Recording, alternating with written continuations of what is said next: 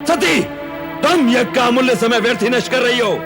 हम तुमसे कितनी बार कह चुके हैं कि तुम्हारे पति वेद विरोधी, अमंगलकारी और अपावन है, इसलिए हमने उसे इस यज्ञ से बहिष्कृत कर दिया है। एक ही बात को बार बार दोहराकर हमारे क्रोध की अग्नि को प्रज्वलित न करो, या तो चुपचाप यज्ञ में भाग लो, अन्यथा चले जाओ यहां से, चले जाओ। दक्ष प्रजापति, आप मेरे पिता हैं।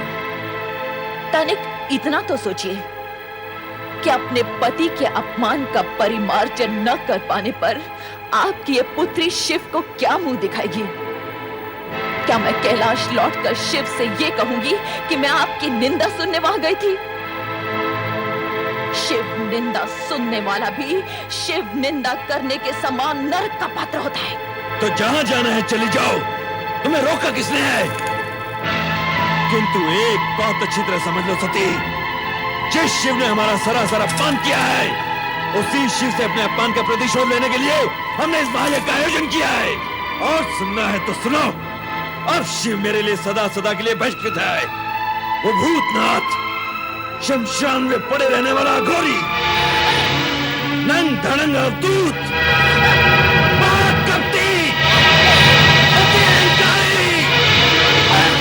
दक्ष प्रजापति, बस कीजिए। मैं पति निंदा नहीं सुन सकती, नहीं सुन सकती मैं पति निंदा, नहीं सुन सकती मैं पति निंदा, नहीं सुन सकती, नहीं सुन सकती, नहीं सुन सकती।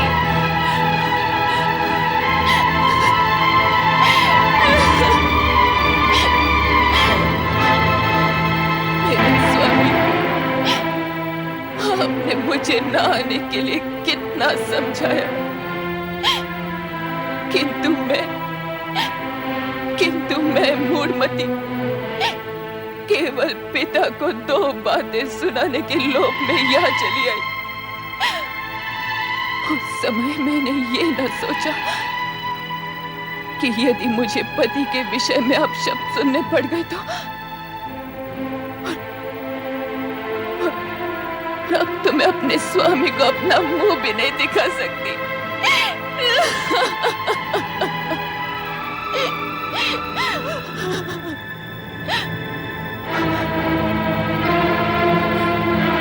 जिस स्थान पर मुझे अपने पति की इतनी निंदा सुननी पड़ी, वहीं के वहीं मैं अपने इस देह का त्याग कर दूंगी।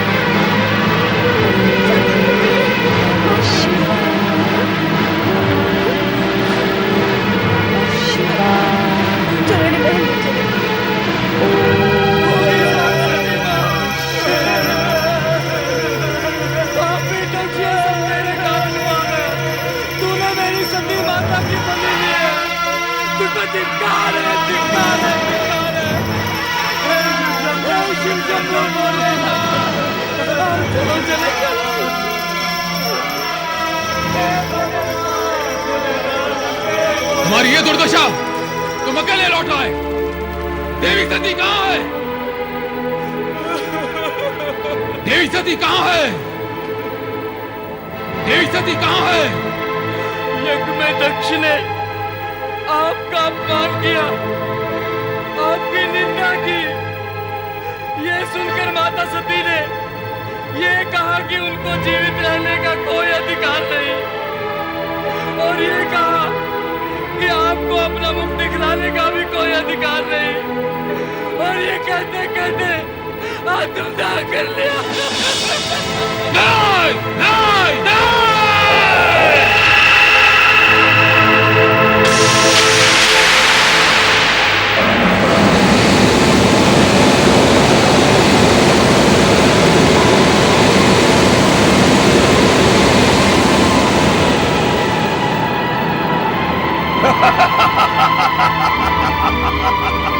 जय महारुद्र, मेरे लिए क्या आज्ञा है प्रभु?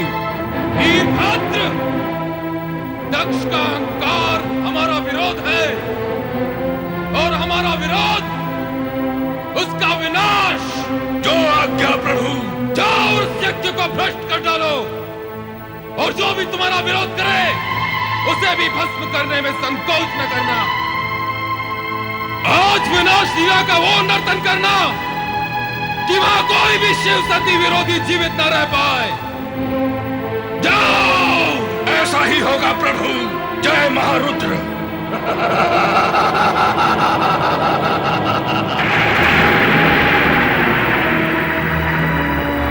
हे दुराचारी दक्ष, तेरे इस यज्ञ का विनाश हो जाएगा। तुझ पर दुर्भाग्य और विपत्तियों का आक्रमण होगा और उससे तेरी रक्षा करने का किसी ने प्रयत्न भी किया तो उसका अंत निश्चित है। कुछ ही समय में यहाँ विनाश का तांडव होने वाला है। विनाश का तांडव होने वाला है। विनाश का तांडव होने वाला है।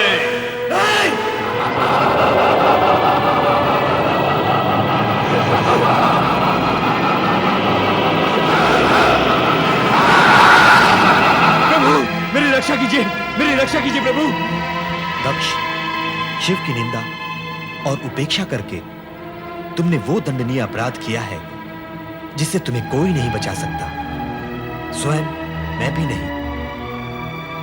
तुम्हारा उद्धार हो सकता है तो चराचरपति शिव के हाथ हो।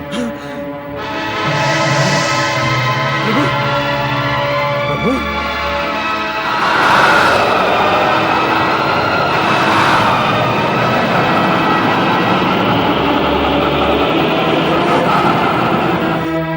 प्रभु, अब इस संकट से आप मुझे उबारिए। मेरी सहायता कीजिए ऋषिवर, मेरी सहायता कीजिए। अपहताः शूराः रक्षांसि वेदी सदा।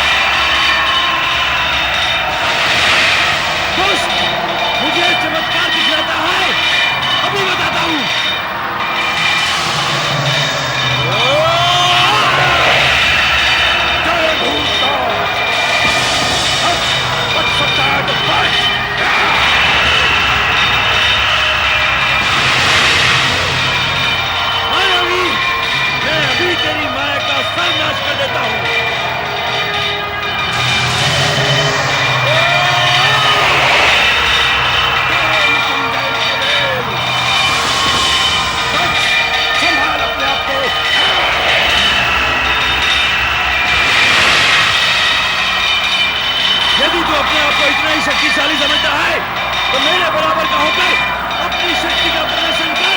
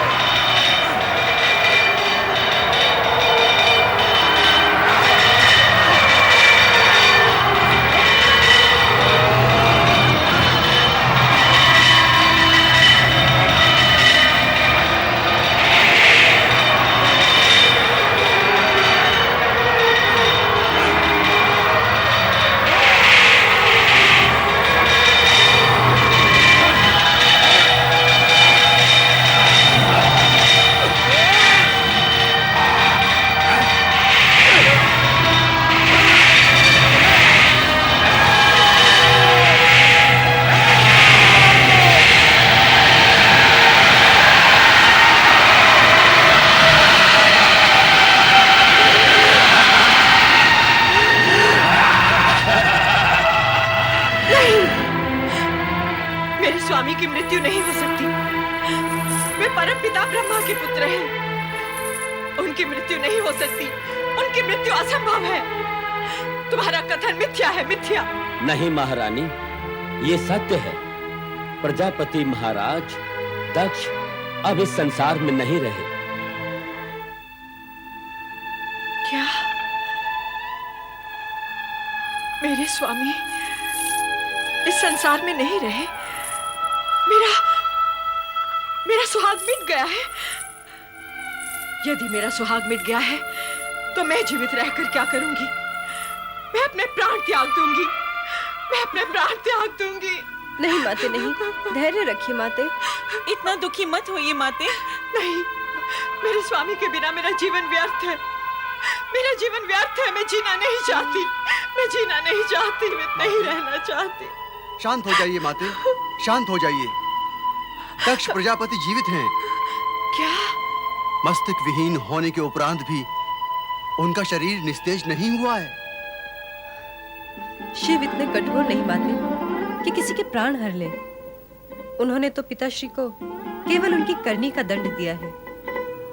अब आप ये शोक त्याग दीजिए और शिव जी से प्रार्थना कीजिए कि वो शीघ्र से शीघ्र पिताश्री को पुनर्जीवित कर दें। मैं शिव से प्रार्थना करूं अपने पति को जीवन दान देने के लिए? मैं तो, क्या वो मेरी प्रार्थना सुनेंगे?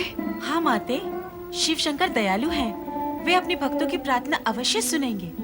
शिव ने ही तो हमारे पति को मृत्यु के मुख से बचाया था। क्या आपको ज्ञात नहीं माते? हाँ, तुम्हारे पति चंद्रदेव तो शिव के भूषण हैं, शिव के परम प्रिय हैं। इसीलिए शिव ने उन्हें जीवन दान दिया। परंतु मेरे पति तो शिव के द्रोही थे। मेरे पति के समान शत्रुता तो संसार के किसी प्राणी ने शिव के साथ न की होगी। ऐसे शिवद्रोही को भला शिव कैसे क्षमा कर सकते हैं? मैं किस मुंह से शिव से अपने पति के अपराधों की क्षमा मांग लूं रोहिणी? कैसे? इतने कठोर नहीं माते कि किसी के प्राण हर ले। उन्होंने तो पिताश्री को केवल उनकी करनी का दंड दिया है। अब आप ये शोक त्याग दीजिए और शिव जी से प्रार्थना कीजिए कि वो शीघ्र से शीघ्र पिताश्री को पुनर्जीवित कर दें। हर हर महादेव, हर हर महादेव। भवज्वरणी, महादेव तो करुणा के सागर हैं। उनकी जो सच्चे मन से प्रार्थना करता है उसे सब इच्छित मिल जाता है। प्रणाम देवर्षि। प्रणाम देवर्षि। देवर जी, उस दिन आपने कहा था आप कभी इस महल में चरण नहीं रखेंगे, किंतु आज आप मुझे सांत्वना देने यहाँ आए हैं अपना प्रण तोड़कर। नारायण नारायण। नारद अपना कर्तव्य कभी नहीं भूलता भावज्वरणी, चाहे फिर उसके लिए उसे अपना प्राण ही क्यों न तोड़ना पड़े। विश्वास रखो भावज, आपका सुहाग अखंड है और अखंड ही रहेगा। भ्राता दक्ष का धड़ यद्यपि निश्चेष्ट होकर यज्ञ भूमि में पड़ा है, फिर भी उसमें प्राण शेष है। और जैसे ही शिव जी की कृपा होगी, भ्राता दक्ष पुनर्जीवित होकर उठ बैठेंगे।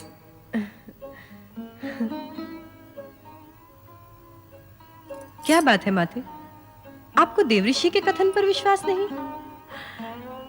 देवऋषि के कथन पर कैसे अविश्वास कर सकती हूँ? ये तो परम भक्त और सबके कल्याण करता है।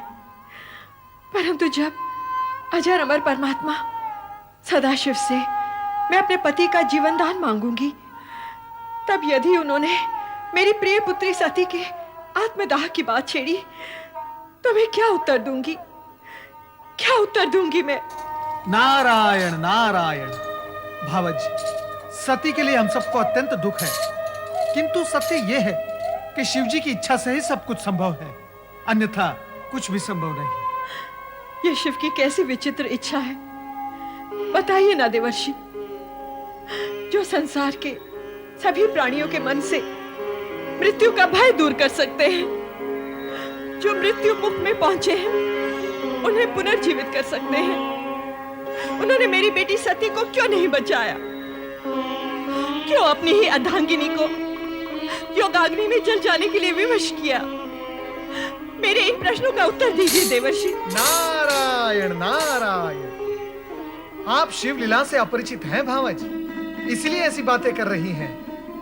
सती तो शक्ति का अवतार थी, मृत्यु तो उसे छू भी नहीं सकती थी। तो फिर सती ने अपने प्राणों का त्याग क्यों कर दिया? सामान्य नारी के समान अपनी देह का अंत क्यों कर दिया? रोहिणी, माता शक्ति ने सती के रूप में नारी अवतार धारण किया, नारियों का आदर्श बनने के लिए। सती ने ऐसी नारी का आदर्श प्रस्तुत किया जो अपने पति के प्रति होने वाले किसी भी अन्याय को सहन नहीं कर पाती थी। सती का नाम ही आदर्श पतिव्रता नारी के रूप में हमारी संस्कृति के इतिहास में अमर हो जाएगा। तात, मेरी सती भी शिव की कृपा से पुनर्जीवित हो सकती है? नहीं, सती ने यह आदर्श सामान्य नारी के लिए प्रस्तुत किया है, जो जन्म लेकर अपने पति के लिए प्राण त्याग करती है। अब सती अपने पहले वाले रूप में आपको नहीं प्राप्त होगी। वे अब शक्ति के रूप में अजर अमर हैं। वे न जन्म लेती हैं, न मृत्यु को प्राप्त होती हैं। वे शिव के समान शाश्वत हैं।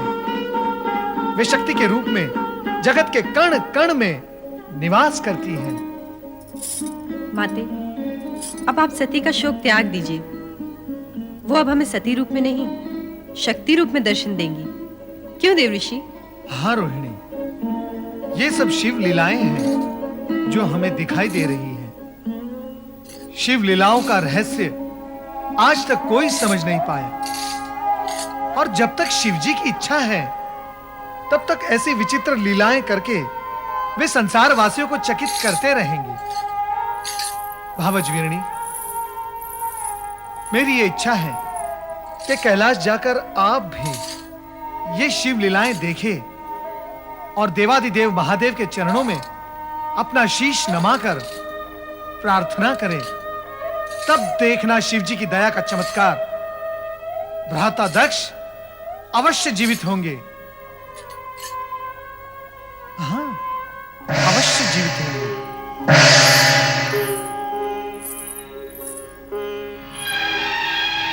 अवश्य जीवित होंगे। अवश्य जीवित होंगे। अवश्य जीवित होंगे। अवश्य जीवित होंगे। अवश्य जीवित होंगे।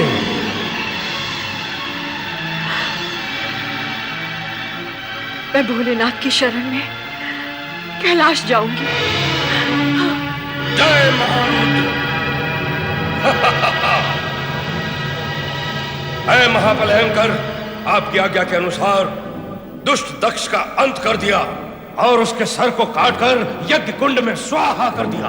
वीरभद्र, तुम मेरी आज्ञा का पालन कर धन्यवाद के पात्र हो गए हो। सभी गणों में सर्वश्रेष्ठ हो, यशस्वी भवा। जय महारुद्र।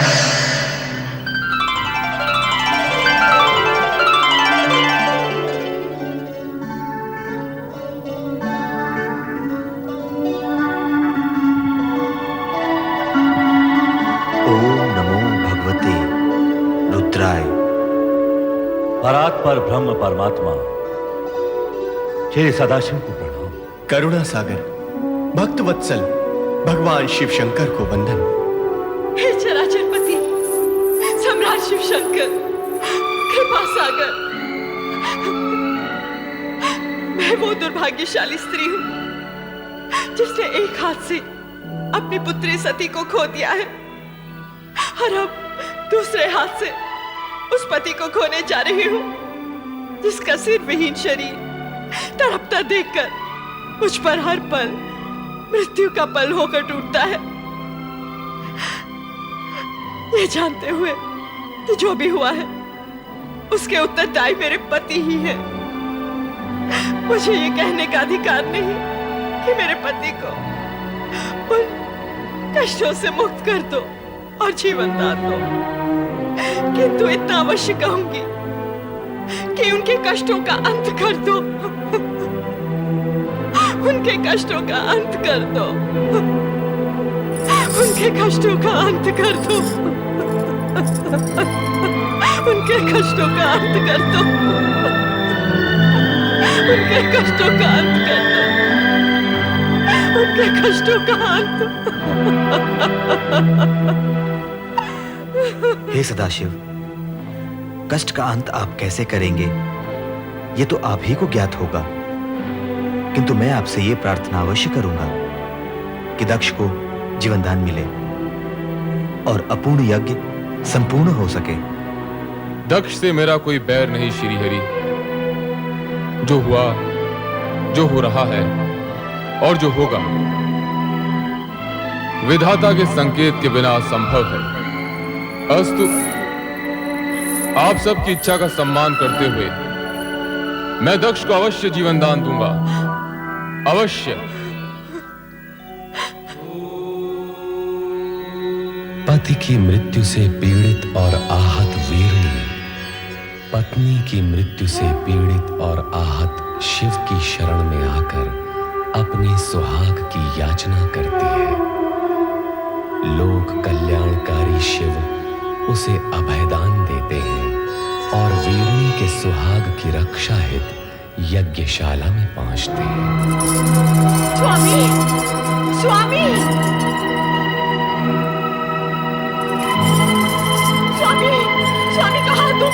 स्वामी,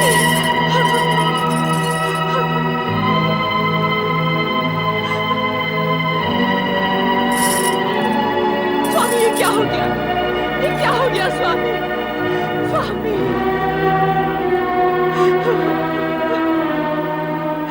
प्रभु कृपा कीजिए, कृपा कीजिए भोलेनाथ, कृपा कीजिए। प्रजापति दक्ष वृथा अभिमान से उपजे अपने भयंकर अपराधों का दंड तुम्हें मिल गया है। अब अपने अपूर्ण यज्ञ को पूर्ण करने के लिए तुम्हें अजामुख बनाकर नया जन्म दिया जा रहा है। तुम्हें यह मुख देने के पीछे तात्पर्य है कि इसे देखकर संसार वासियों को तुम्हारे कर्म सदा के लिए याद रहेंगे और वे अपने आप को ऐसे कर्मों से दूर रखने का प्रयत्न करेंगे। कल्याण प्रवत।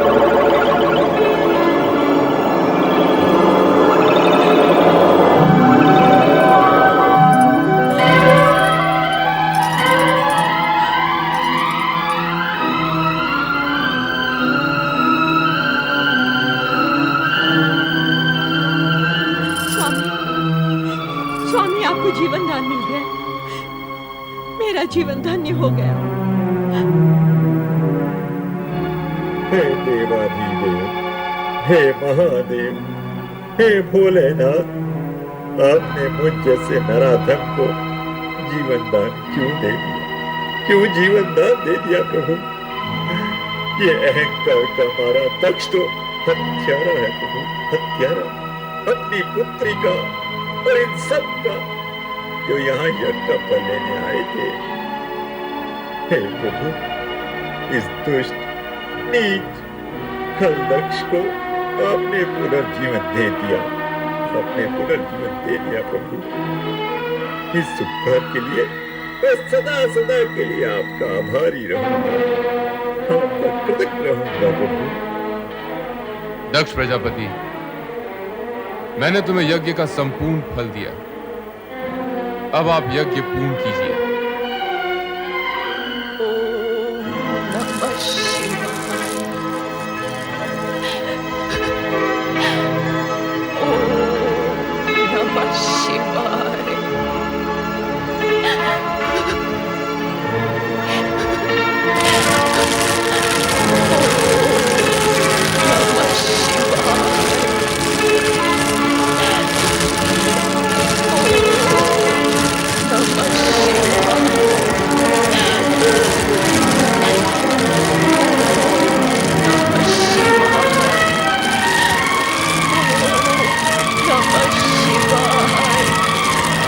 सती,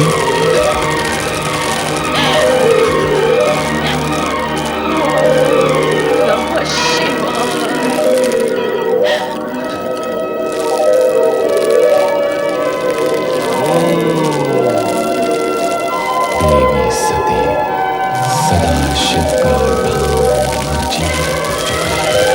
तुमको भगवान शिव शंकर सत्य को स्वीकार करने की अभी को पूर्ण विश्वास दिलाए कि माता सती स्त्री समाप्त हो चुकी है। अब जो विशेष रह गया वो है उनके होने का भ्रम, मात्र भ्रम। सती, सती, सती, सती, मैं तुम्हें इतनी देर से पुकार रहा हूं, फिर भी तुम मौन क्यों हो? मेरी पुकार को नकार क्यों रही हो प्रिय? तुम्हें तो तुम्हारा ये पति अत्यधिक प्रिय है ना? तुम्हारा आराध्य, इष्ट सभी कुछ है ना? मेरे नेत्र के इंगत मात्र से तुम मेरे हृदय की भाषा समझ लेती हो, किंतु आज ऐसे मीठे स्वप्नों में खोई हुई हो कि मेरा आर्तनाद भी तुम्हें सुनाई नहीं दे रहा है। हंस रही हो तुम? इतनी महान भूल करने के बाद भी हंस रही हो? तुम्हें कितना समझाया, वर्जना भी दी कि बिना आमंत्रण कहीं जाना अशोभनीय और असम्मानजनक होता है, विशेष रूप से वहां जहां तुम्हारे पति के विरोधी हों, उन्हें अपमानित करने का अवसर खोजते रहते हो। किंतु तुम्हारा क्रियाहट मेरी बात पर भारी पड़ गया। तुम दक्ष यज्ञ में चली गई और स्वामी, आश्चर्यचकित न होइए स्वामी। मैं सती पुनः वही पहुंच चुकी हूं जो मेरा स्थायी आसन है, आपका हृदय। हाँ स्वामी, मैं आपको वहीं से पुकार रही हूं। पुकार रही हूं, किंतु अपने नेत्र क्यों नहीं खोलती प्रिय? तुम्हारे कमल समान ये नेत्र, जिनमें न जाने कितनी बार मैंने स्वयं को देखा है। सती, चेतन हो जाओ, अपने पूर्ण रूप में मेरे सामने आओ प्रिय। स्वामी, आप अपना ही वचन स्मरण कीजिए और मन की आंखें खोल कर देखिए। हम दोनों शिव शक्ति भिन्न नहीं है, एक ही परम तत्व साक्षात परब्रह्म है, जिसका ब्रह्मांड साक्षी है।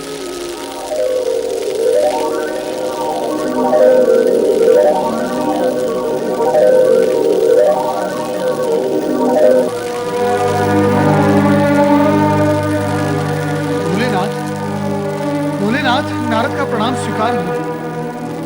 मंगल हो। प्रभु, आप कहाँ जा रहे हैं? देवी सती हमसे रुष्ट हो गई है।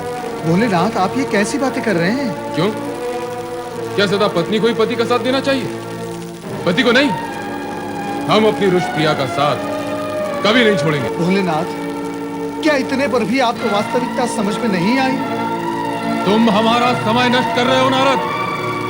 तुम्हारी बातें सुनकर सती और अधिक रुष्ट हो जाएगी। रुष्ट? हे त्रिकालदर्शी, बिना प्राण की देह कहीं रुष्ट होती है भला? नारद! भोलेनाथ, भोलेनाथ, मुझ पर क्रोधित होने से सत्य झुटलाया नहीं जा सकता। और सत्य यह है कि आप जिसे प्रिया का रुझान समझ रहे हैं वो आपका मात्र भ्रम है, भ्रम।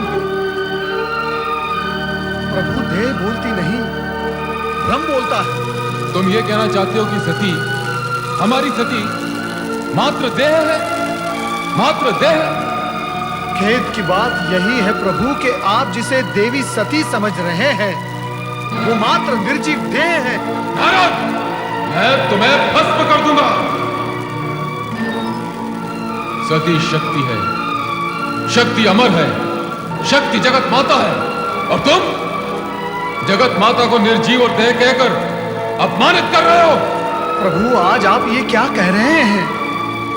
आप सामान्य मनुष्य की भांति भावुकता में डूबे जा रहे हैं। एक शब्द नहीं, आगे एक भी शब्द नहीं। यदि अब तूने कुछ भी अनर्गल कहा तो तू मेरे क्रोध से बच नहीं पाएगा। दूर हो जा, दूर हो जा मेरी दृष्टि से, दूर हो जा।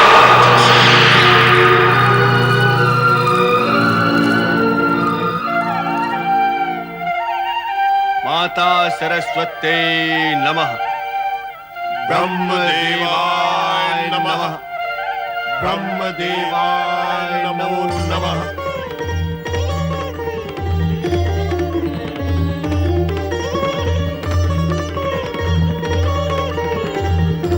देवराज इंद्र एवं समस्त देवताओं का ब्रह्मलोक में स्वागत है।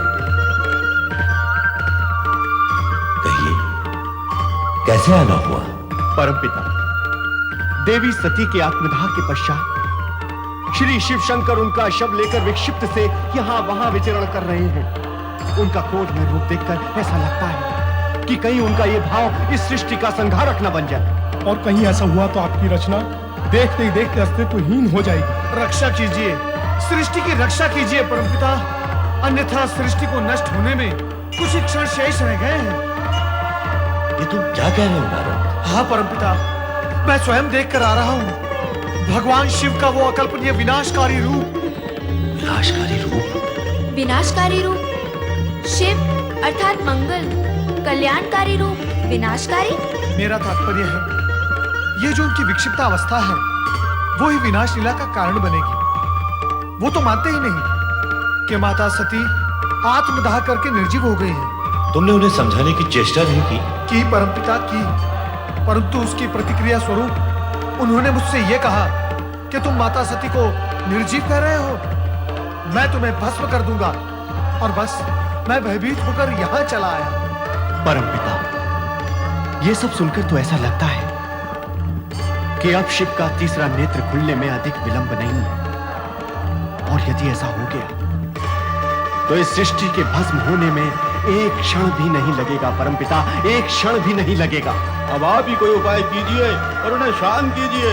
शांत कीजिए प्रभु, शांत कीजिए, शांत कीजिए प्रभु, शांत कीजिए। शांत देवगणों, शांत। इसका उपाय हमें श्री हरि विष्णु ही बताएंगे। चलिए वैकुंठ धाम। ये नहीं हो सकता महाप्रभु कि आप भगवान शिव शंकर को इस मोह से मुक्त न कर सके, किंतु आप तो। जो शिव स्वयं जगत के अधिपति और ज्ञान विज्ञान के अधिष्ठाता है, उन्हें कोई क्या समझाएगा? देवी देवता ही क्यों न हो, स्त्री पुरुष रूप पाकर और पाणी ग्रहण करने के बाद पति पत्नी बन जाने के उपरांत बिछोह इतनी सरलता से स्वीकार भी नहीं किया जा सकता। शिव को वास्तव में यह लग रहा होगा जैसे वो अपने अर्धांग से विलग हो गए हैं। ये दुख असहनीय है कमले। जगदीश्वर श्री हरि विष्णु की जय। महादेवी माता लक्ष्मी की जय। मंगल भव। ब्रह्मदेव, आप सभी देवता चिंतित दिखाई दे रहे हैं। आपको तो भली भांति ज्ञात है कि चिंता का विषय क्या है। हाँ, तो क्या सोचा आपने? सोचा तो कुछ भी नहीं, किंतु चिंतित हूं। ब्रह्मा, विष्णु और महेश तीनों एक दूसरे के पूरक हैं, तीनों एक दूसरे से जुड़े हुए हैं। तो सती मोह भंग कराने हेतु क्यों न हम शिव की आराधना करें? किंतु इससे क्या होगा प्रभु? शिव की विरह जनित उन्माद अग्नि को क्या आराधना का जल शांत कर पाएगा? आप ही कोई उपाय बताइए ब्रह्मा जी।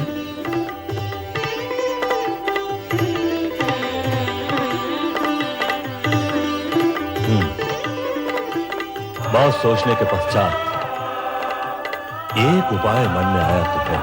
तो बताइए ना परमपिता, शुभस्य शीघ्रम। बताऊंगा, किंतु उसे कार्यान्वित श्री हरि विष्णु को करना होगा। आप कहिए तो सही। अपने सुदर्शन चक्र से सती का शव विच्छेद करना।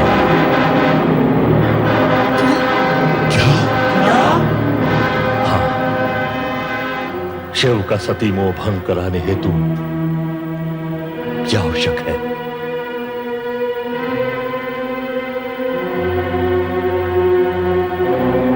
ब्रह्मदेव, मैं आपकी आज्ञा का पालन करने को तत्पर हूं, परंतु कुछ समय के पश्चात। जैसी आपकी इच्छा,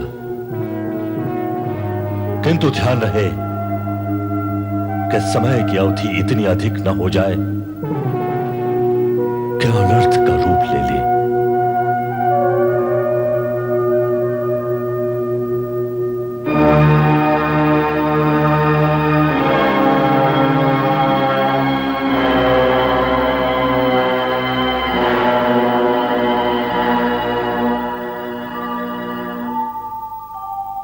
ओम नमः शिवाय। ओम नमः शिवाय। ओम नमः शिवाय। ओम नमः शिवाय। ओम नमः शिवाय। ओम नमः शिवाय। ओम नमः शिवाय। ओम नमः शिवाय।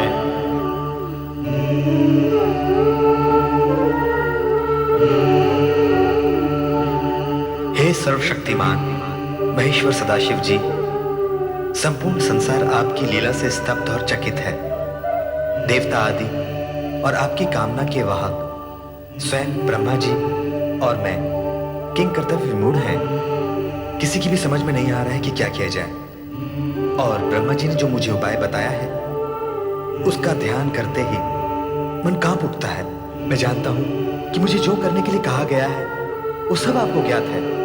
अब आप स्वयं ही मेरा मार्गदर्शन करें प्रभु, और मुझे बताएं कि मुझे क्या करना है। ओम नमः शिवाय। ओम नमः शिवाय। ओम नमः शिवाय।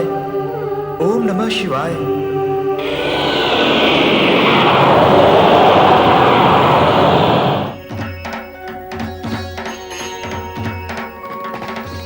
श्री हरि विष्णु, सभी शिव लीलाओं का कोई न कोई उद्देश्य है। जिस प्रकार मेरे स्वरूप में अनेक रूप छिपे हुए हैं, वैसे ही मेरी हर क्रिया के पीछे भी एक उद्देश्य छिपा हुआ है। ब्रह्मा विष्णु दोनों में ही शिव का अंश प्रकाशित है। अतः विश्व कल्याण के लिए तुम जो कुछ भी करोगे वो मुझे स्वीकार होगा। यूं भी लोकपालक होने की दृष्टि से तुम्हें वही करना है जिसमें लोकहित निहित है।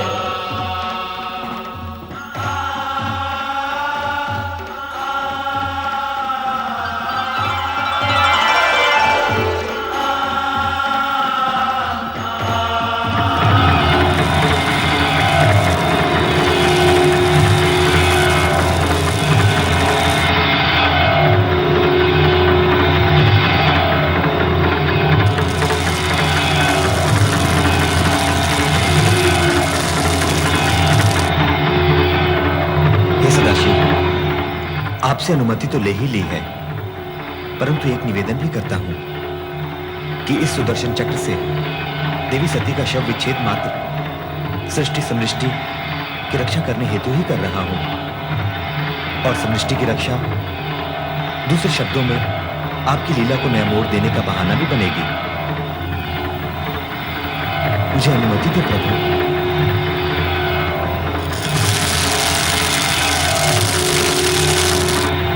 अंत में श्री हरि विष्णु ने सुदर्शन चक्र चलाया, जिसने शिव तत्पश्चात सती के चरण स्पर्श किए। चक्र ज्यों ही सती के मस्तक की ओर गया, एक तीव्र ज्योतिपुंज उभरा, जिसमें से प्रकाश की धाराएं भूमंडल की ओर जाने लगी। ये ही ज्योतिपुंज कालांतर में शक्तिपीठ कहलाए, और इस प्रकार आर्यावृत में 51 शक्तिपीठों की स्थापना हुई। माता शक्ति, जो भगवान शिव की पूरक है, ज्योति रूप में इन शक्तिपीठों में विद्यमान है। शिवजी ही सभी देवी देवताओं के आराध्य हैं। उनका ही नाम सदा स्मरण करने वाले ब्रह्मा आज ब्रह्मलोक में ओम नमः शिवाय पंचाक्षरी मंत्र के साथ साथ माता शक्ति का जप भी बार बार कर रहे हैं। ओम नमः शिवाय, ओम ऐं ह्रीं क्लीं चामुण्डायै विद्महे, ओम नमः शिवाय, ओम ऐं ह्रीं क्लीं चामुण्डायै विद्महे। प्रणाम परमपिता ब्रह्मा। परम पिता को देवराजेंद्र और समस्त देवताओं का प्रणाम स्वीकार। पधारिए देवराज, देवर्षि और देवतागणों। नारायण नारायण, हम आश्चर्यचकित हो रहे हैं परमपिता। किस बात पर आश्चर्यचकित हो रहे हैं? आप तो केवल ओम नमः शिवाय कहकर ही शिव जी का ध्यान किया करते थे, परंतु अब तो आप शिव जी के साथ साथ माता शक्ति का भी ध्यान करने लगे। नारायण नारायण। तुम तो जानते हो नारद कि शिव के बिना शक्ति और शक्ति के बिना शिव पूर्ण नहीं होते। यदि ऐसा है तो पहले आप केवल शिव की ही आराधना क्यों करते थे परमपिता? उस समय माता शक्ति ने सती का अवतार ले लिया था, शिव संगिनी बन गई थी। शिव के लिए की गई आराधना अपने आप माता शक्ति के चरणों में पहुंच जाती थी। और अब सती विलीन होकर पुनः माता शक्ति में लीन हो गई। माता शक्ति अदृश्य रूप में भी सर्वत्र विद्यमान है। किंतु परमपिता, एक रहस्य हमारी समझ में नहीं आया। कैसा रहस्य? भगवान श्री हरि विष्णु के चक्र से माता सती की देह के 51 खंड हुए, जो आर्यवर्त पर गिरे। उन स्थानों पर 51 शक्तिपीठों की स्थापना हुई। इसका रहस्य क्या है? यह रहस्य तो सीधा और सरल है नारद। सती के शरीर के खंड खंड होते ही माता शक्ति की ज्योति प्रकाशित हो उठी। इन शक्तिपीठों में ज्योति रूप में साक्षात माता शक्ति विराज रही है। जो भक्त इन स्थानों पर तंत्र मंत्र की सिद्धि प्राप्त करने के लिए शक्ति आराधना करेगा, उसे मां शक्ति अचल सिद्धि प्रदान करेगी। परमपिता, माता शक्ति निर्गुण निराकार है या उनका कोई रूप भी है? शक्ति शक्ति है देवराज। वह अपने भक्तों को सिंह वाली शक्ति के रूप में दर्शन देती है। मां शक्ति सदा सिंह पर ही सवारी करती है। हाँ, सिंह वनराज है। सभी पशुओं में सबसे अधिक शक्तिशाली होता है सिंह। मां शक्ति सिंह जैसे पशु के बल पर विजय प्राप्त करके उसे अपने अधीन रखती है। इसीलिए मां शक्ति का हर भक्त भी सिंह के समान शक्तिशाली और निर्भय होता है। धन्य हो मां शक्ति, धन्य हो। मां शक्ति के अनुपम रूप का वर्णन सुनकर मन में उनके दर्शनों की जिज्ञासा जाग उठी। देवराज इंद्र आइए हम सब मिलकर माँ शक्ति का ध्यान करें। अवश्य देवी शक्ति। या देवी सर्वभूतेषु, या देवी सर्वभूतेषु मातृरूपेण संस्थिता, मातृरूपेण संस्कृता। नमस्तस्यै नमस्तस्यै नमस्तस्यै नमस्तस्यै नमस्तस्यै नमो नमः, नमस्तस्यै नमो नमः। या देवी सर्वभूतेषु, या देवी सर्वभूतेषु शक्तिरूपेण संस्थिता, शक्तिरूपेण संस्थिता। नमस्तस्यै नमस्तस्यै नमस्तस्यै नमस्तस्यै नमस्तस्यै नमो नमः, नमस्तस्यै नमो नमः। या देवी सर्वभूतेषु, या देवी सर्वभूतेषु मातृरूपेण संस्थिता, मातृरूपेण संस्थिता। नमस्तस्यै नमस्तस्यै नमस्तस्यै नमस्तस्यै नमस्तस्यै नमो नमः, नमस्तस्यै नमो नमः। या देवी सर्वभूतेषु, या देवी सर्वभूतेषु शक्तिरूपेण संस्थिता, शक्तिरूपेण संस्थिता। नमस्तस्यै नमस्तस्यै नमस्तस्यै नमस्तस्यै नमस्तस्यै नमो नमः, नमस्तस्यै नमो नमः।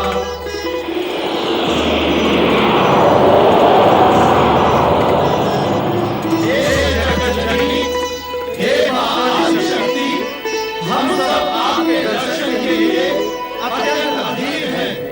हमें दर्शन दो माँ, माँ हमें दर्शन दो।